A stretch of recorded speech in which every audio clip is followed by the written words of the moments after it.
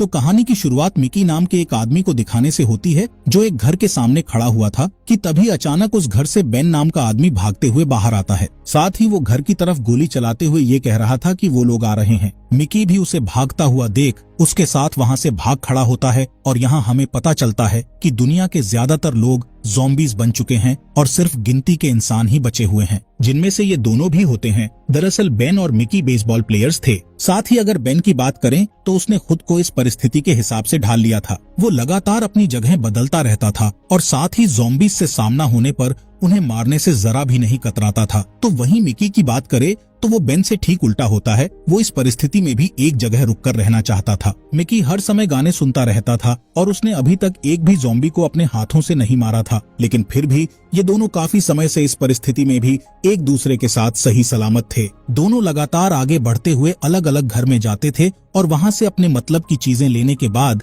ये लोग इसी तरह अपना सफर जारी रखते हैं। इसके बाद इन दोनों को एक गाड़ी नजर आती है जिसके अंदर एक ज़ॉम्बी लड़की बैठी हुई थी। वो इन लोगों को देखकर इनकी तरफ बढ़ने लगती है, जिसे बेन बिना देरी किए मार देता है और फिर वो गाड़ी को स्टार्ट करके देखता है तो ये गाड़ी एकदम सही सलामत होती है, जिसे पाकर ये दोनों काफी खुश होते हैं क्योंकि काफी दिनों से ये लोग ऐसे ही पैदल चल रहे थे। यहाँ से मिकी के कहने पर दोनों उसकी गर्लफ्रेंड के घर जाते हैं जो शायद मर चुकी थी। मिकी उसके कमरे में जाकर अपनी गर्लफ्रेंड को काफी याद करता है। वो उसकी फोटोज देखकर उसके साथ बिताए हुए पलों को याद करते हुए फूट फूट कर रोने लगता है। तो वहीं दूसरी तरफ बेन इस घर में अपने काम की चीजें ढूंढ रहा होता है, जहाँ से उसे 2 वॉकी टॉकी, एक पेट्रोल कैन और एक चेयर मिलती है, जिन्हें वो संभाल कर अपने पास रख लेता है। इसके अलावा वहाँ इन्हें टूथपेस्ट भी मिल जाता है जिससे दोनों ब्रश करते हैं, क्योंकि काफी दिनों से इन्होंने ब्रश भी नहीं किया था। इसके बाद ये लोग कुछ वक्त इसी घर में गुजारने का फैसला करते हैं, जिस दौरान मिकी बेन से कहता है कि हम दोनों क्यों ना अब यहीं पर रुक जाएं। लेकिन बेन उसे मना करते हुए कहता है कि तुम्हें याद है ना कि कैसे हम दोनों एक ही घर के अंदर ज़ॉम्बीज़ की वजह से पूरे 3 महीने तक फंसे हुए थे, जिस वक्त हमें अपना पेट भरने के लिए डॉग फूड तक खाना पड़ा था और जब खाने के लिए कुछ नहीं बचा तो हमने उस पालतू डॉग को ही मारकर खा लिया। इसलिए मैं वही गलती दोबारा नहीं करूंगा। हमें आगे बढ़ते रहना चाहिए, तभी हम जिंदा रह पाएंगे। यहाँ मिकी को बेन की बात माननी पड़ती है, जिसके साथ ही ये लोग देखते हैं कि इनकी कार में सीट लंबा करके सोने की जगह भी है। इसलिए ये लोग इसी में आराम करने का फैसला करते हैं। जिसके बाद थोड़ा आगे बढ़ने के बाद दोनों एक जगह कुछ देर के लिए रुकते हैं, जहां बेन मिकी से कहता है कि तुम कुछ देर के लिए अपने हेडफोन्स को आराम दे दो। अगर तुम पर कोई ज़ॉम्बी अचानक से हमला करेगा तो तुम तो उसके आने की आवाज भी नहीं सुन पाओगे। यहाँ मिकी उसकी बात मानकर हेडफोन्स उतार देता है, जिसके बाद वो एक वॉकी टॉकी बैटरी डालकर चेक करता है तो उसमें एक दूसरी फ्रीक्वेंसी पर एक लड़का और लड़की आपस में बातें कर रहे थे, जिसमें से लड़की का नाम एनी होता है। यहाँ मिकी उन दोनों से बात करने की कोशिश करता है। मिकी कहता है कि हम 2 ही लोग हैं, इसलिए तुम हमें भी साथ ले लो, जिस पर वो आदमी बोलता है कि यहाँ पहले से ही काफी लोग मौजूद हैं, तो तुम्हारे लिए कोई जगह नहीं है। साथ ही वो मिकी से कहता है कि आज के बाद हमसे कांटेक्ट करने की बिल्कुल भी कोशिश मत करना। वो एनी को भी धमकाता है कि अगर तुमने इससे बात की तो मैं तुम्हारे साथ क्या करूंगा, ये तुम सोच भी नहीं सकती। यहाँ मिकी अपनी इस बात के बारे में बेन से बताते हुए उससे कहता है कि वो आदमी कह रहा था कि वो लोग पहले से काफी ज्यादा हैं, मतलब कि वो आसपास किसी न किसी जगह जरूर रुके होंगे, जिन्हें मैं किसी भी कीमत पर ढूंढना चाहता हूँ। यहाँ बेन के लाख समझाने के बावजूद मिकी नहीं मानता और दोनों रास्ते में पड़ने वाले हर घर को देखते हुए आगे बढ़ने लगते हैं, जिसमें से एक घर का दरवाजा तोड़ने पर उसमें से 2 ज़ॉम्बीज़ बाहर निकलते हैं, जिन्हें देख बेन मिकी पर काफी गुस्सा करते हुए उन ज़ॉम्बीज़ को मार डालता है। इसके बाद अगले दिन बेन एक झरने को देख उसमें नहाने के लिए जाता है। इसी दौरान मिकी गाड़ी में ही सो रहा होता है, तभी वहाँ एक ज़ॉम्बी लड़की आकर थोड़े से खुले शीशे में अपना हाथ डाल के मिकी को पकड़ने की कोशिश करती है, जिससे मिकी बहुत बुरी तरह डर जाता है। लेकिन सही वक्त पर बेन वहाँ पहुंचकर उस ज़ॉम्बी लड़की के भेजे को गोली से उड़ा देता है, जिसके बाद दोनों हमेशा की तरह कभी किसी स्कूल तो कभी किसी घर में जाना जारी रखते हैं, मगर इन्हें कहीं कुछ भी नहीं मिलता। हालांकि जल्दी ही ये लोग एक घर में पहुंचते हैं, जिसे देख मिकी इस बार बेन से जिद कर लेता है कि हमें आज रात यहीं रुकना चाहिए, और इस बार बेन भी उसकी बात मान लेता है। इसी दौरान मिकी एक बार फिर एनी से बात करने की कोशिश करता है। वो मिकी की आवाज सुनकर उससे कहती है कि मैं तुमसे बात नहीं कर सकती, क्योंकि अगर उन्हें पता चल गया तो वो मेरे साथ क्या करेंगे वो तुम सोच भी नहीं सकते, इसलिए प्लीज तुम मुझसे बात ना करो। दूसरी तरफ बेन गाने सुनते हुए अकेले ही काफी ज्यादा मजे कर रहा था। जिसके बाद वो बाहर जाता है तो वहाँ उसे एक ज़ॉम्बी दिखता है। उसे किसी ने पेड़ से बांधा हुआ था। बेन उस ज़ॉम्बी से पहले कुछ देर बातें करता है और जब उसका मन भर जाता है तो वो उस ज़ॉम्बी को ले जाकर मिकी के कमरे में छोड़ देता है। यहाँ बेन ने बाहर से दरवाजा पकड़ा हुआ था ताकि मिकी उसे खोलकर बाहर ना निकल पाए। यहाँ कुछ देर बाद जब बेन दरवाजा खोलकर देखता है तो वो अपने सामने मिकी को ज़ॉम्बी के खून में रंगा हुआ पाता है और उसे देख बेन हंसते हुए कहता है कि बधाई हो, तुमने आज अपना पहला ज़ॉम्बी का शिकार किया है। मतलब कि ये बेन का मजाक था, जिस पर मिकी एकदम से भड़क जाता है और वो बेन को मारने के बाद वहाँ से रोते हुए भाग जाता है, जिसे ऐसे जाते देख बेन भी उसके पीछे जाता है। जहाँ रोते हुए मिकी उससे एनी के बारे में शेयर करता है और कहता है कि उसने मुझसे बात करने से ही मना कर दिया है। इसके बाद अगले कुछ दिन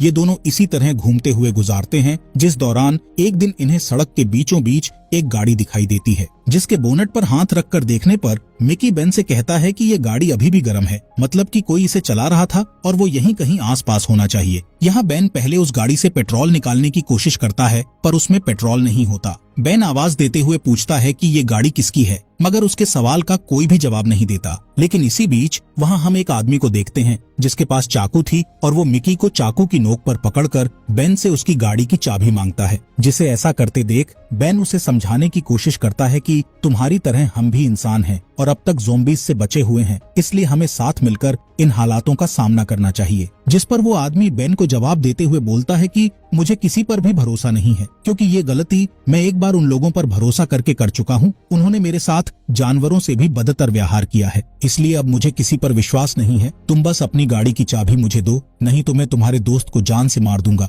यहाँ जब कोई बात नहीं बनती तो बेन उस आदमी के कहने पर अपनी गन नीचे रख देता है और उस आदमी से कहता है कि चाबी गाड़ी के अंदर है। वो आदमी मिकी को छोड़ जब गाड़ी के अंदर बैठता है तो वहाँ उसे कोई चाबी नहीं मिलती, जिस पर बेन अपने पास से चाबी निकालकर उसे दिखाते हुए बोलता है कि चाबी मेरे पास है। और ये देख वो आदमी वहाँ से भागने की कोशिश करता है, लेकिन बेन उसे पीछे से गोली मार देता है, जिससे वो आदमी वहीं मर जाता है। ये देख मिकी बेन से बोलता है कि वो तो इंसान था ना, तो फिर तुमने उसे क्यों मार दिया? जिस पर बेन बोलता है कि उसने हमारी गाड़ी चुराने के साथ तुम्हें मारने की भी कोशिश की, इसलिए मैं उसे छोड़ने का रिस्क नहीं ले सकता था। क्या पता दोबारा मौका मिलने पर वो हमें ही मार डालता। ये दोनों इस बारे में बात कर ही रहे होते हैं कि तभी वहाँ एक बड़ी सी गाड़ी आकर रुकती है, जिसकी तरफ बेन गन पॉइंट करके पूछता है कि तुम कौन हो? उस गाड़ी के अंदर से एक लड़की और एक आदमी बाहर निकलते हैं, जिनमें से आदमी के पास एक बड़ी गन थी। यहाँ वो लड़की इनसे सवाल करती है कि ये जो गाड़ी खड़ी है इसे एक आदमी चला रहा था, तो क्या तुमने उसे कहीं देखा है? इसके जवाब में बेन बोलता है कि उसने मेरे दोस्त को मारने की कोशिश की